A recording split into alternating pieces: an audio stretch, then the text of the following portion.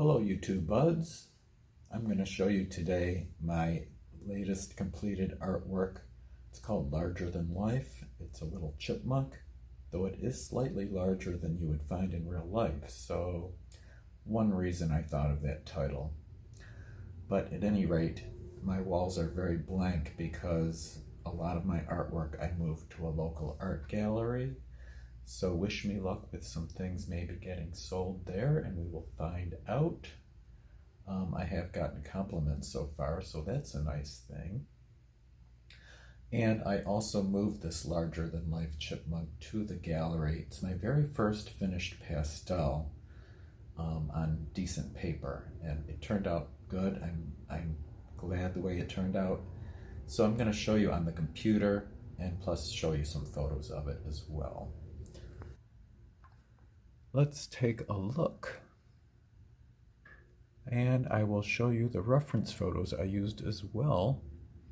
I have this chipmunk on a log that I decided to make an oak log just by using some photos I had of oak trees and some of the pattern I liked in the oak bark, and it's been chewed away in my imagination by his friend. A beaver or something has chewed away and left this very tan looking background, and I added more lines in different ways to the background just for interest. I did keep a general idea that it got fuzzier at the top and the lines are clear at the bottom, if you will look at that and notice. And you'll see that more clearly on the artwork versus the computer version. I did choose only the highest lightfast pastel pencils and pan pastels. It did limit me with some colors, and I found that I really wanted a raw umber look, which is kind of a gold color. And the best way for me to achieve that was to use a dark Naples ochre with some gray on top. Actually, no, a little bit of gray, but it was a brown, Van Dyke brown on top, very lightly, and I was able to get a darker mustard-like yellow. And that raw umber that I couldn't find in a highest light fast was, this was a good solution for that. You can mix your own colors with pastels, but I also used that same color in bits here, and so there was some mixing to achieve that darker yellow that I wanted. As far as the main reference photo, you can see that I used it pretty much. I used the idea of the bare wood here. I wanted lines. I did move them around a little bit. I started with this light blue. This is just like a photo filter or something, but I didn't like it in mine. So what I did was I changed it to a green color. And I did have a green that worked well called earth green, but this light blue I had originally, I just added the yellow on top.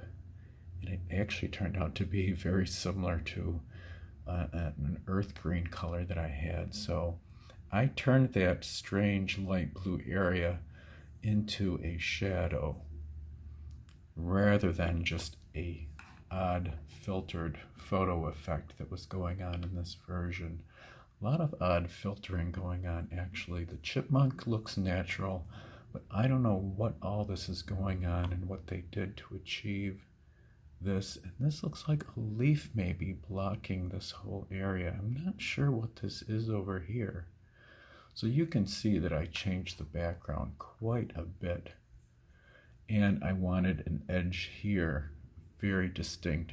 There's some red in this black. This is a red with a lot of dark brown, but it wasn't dark enough. I also used black to get that to be as dark as I wanted it.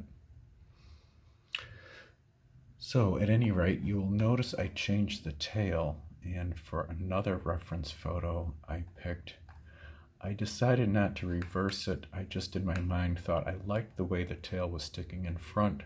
So I just used my imagination to reverse it and placed it on the chipmunk going the opposite direction this way. And it did not have to be exactly the same. I didn't want the drawing to be too much about his toes. I liked the toes, but they were awkward in places too. So it was just actually very convenient that the right shape would have ended it right in front of the toes here. And these ones, I focused on making those as clear as I could for fun, but I just did not want to I wanted it to look natural, and I thought it looked better by being covered up there. So the same idea as this tail with a white streak on top. Again, very strong colors here. I'm not sure if that some sort of filtering was going on in this photo either. I did decide to keep some of the color there, but just not make it as strong as it was in the other photos. So you can definitely go off the reference photo if it makes more sense to you and what you're trying to achieve. I like that he's eating something. It's some sort of seed, but it's kind of funny. It looks like like a corn cob almost. I thought that was funny, but I don't know what kind of seed he's eating. I did focus on making sure that the eye and the face was as detailed as I wanted, and it was tricky at times. I learned how to sharpen my pencils just with a knife because I did not have an accurate or a good sharpener that would work with my pastel pencils at the time. I did since get and used for part of this a Faber Castell pencil sharpener that actually does work pretty decently and doesn't break the pencils the way my other one was doing. I did like the lines to be a blending to some dark and others just that green. I just really liked that look a lot. Anyway, just a brief chat about it and where I got my ideas from. You see why I changed the tail. You almost can't notice the tail continues behind this clump here, and it takes a bend and goes this way. You see it? It's just not very clear, so I really thought, well, it would be better for me to do what I do sometimes in Frankenstein, two animals together, different body parts, and do a change there and have it wrap around the front.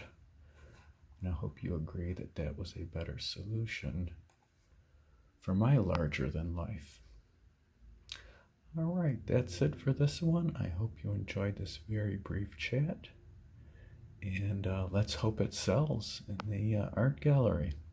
My website does have info on that, and anything you want to know or to see my gallery online, just go to my website, and there's a link on my YouTube channel for that.